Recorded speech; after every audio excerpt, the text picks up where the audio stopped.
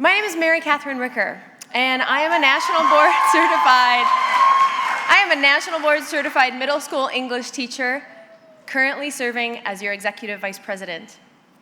And Sonia, you are an inspiration, not only because of the lives you've changed through your selflessness, dedication, and union leadership, but also because your story is the story of so many others. Educators in classrooms across the country who give our heart and soul to our students day in and day out. We're here today to talk about the many ways in which teachers like Sonia and the 6 amazing educators you will hear from this morning, how we are creating, innovating, and finding new ways to help our students succeed. Some of you may know that I've been charged with leading a task force on professionalism. Our task force began with 3 questions. What words come to mind when you feel like a professional on your job? What are some barriers to feeling like a professional? And how have you broken down some of those barriers? We've taken those 3 questions to listening sessions across the country, and we're using the feedback to begin to shape new standards for our profession, as well as recognizing the dignity of the work of all people so that we can stand up and speak out for what we need, what our communities need, and what our students and their families need. And one thing I have learned from working on this task force so far, although our work listening has just gotten started, is that we are not only a union of professionals, we are a union of leaders. And I can't think of anyone who better exemplifies that leadership than Ron Thorpe. He was president of the National Board for Professional Teaching Standards, and unfortunately, Ron passed away 2 weeks ago. Ron was with us 2 years ago at Teach, some of you may remember.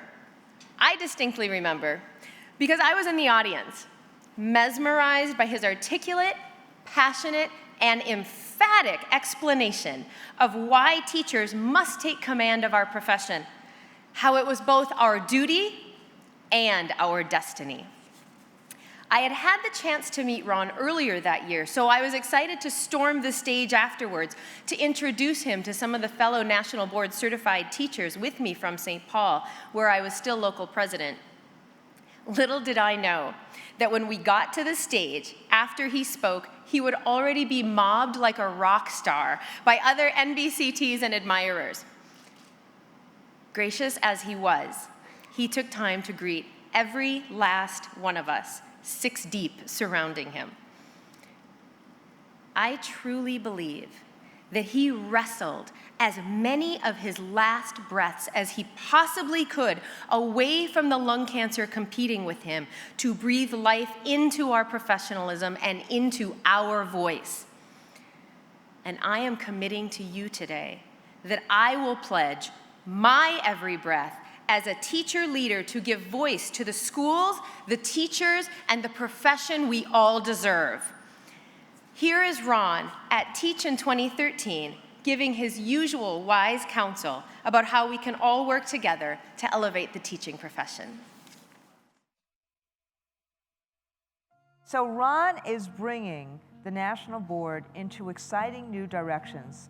So I just want to once again say thank you, Ron, for taking that job and for being here and always being out there for teachers in public education. Professions define themselves by accomplished practice. By definition, you can't be accomplished, as Randy said in her opening remarks, in your first year. You can't do it. Why are we the only profession where experience doesn't seem to count? You want to go in a career in teaching, and what your professors are immersing you in are images of accomplished teaching and the analytical process that's part of being an accomplished teacher. The next generation coming along needs more than we had.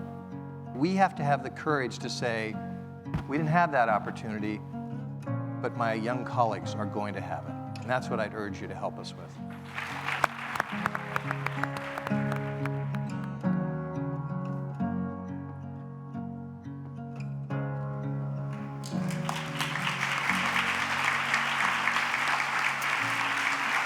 Ron certainly embodied the best of the profession.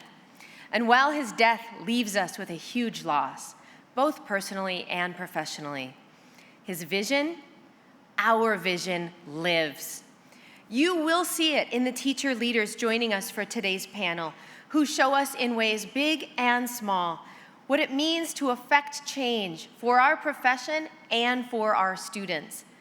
And I am so pleased that leading our panel is interim president and CEO of the National Board and a wonderful teacher herself, Peggy Brookins.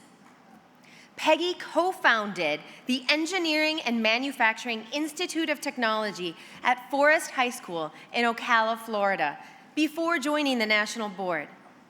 Peggy also serves as President Barack Obama's Advisory Commission on Educational Excellence for African Americans. It is my distinct honor to introduce Peggy, who will introduce today's panelists. Thank you, Peggy.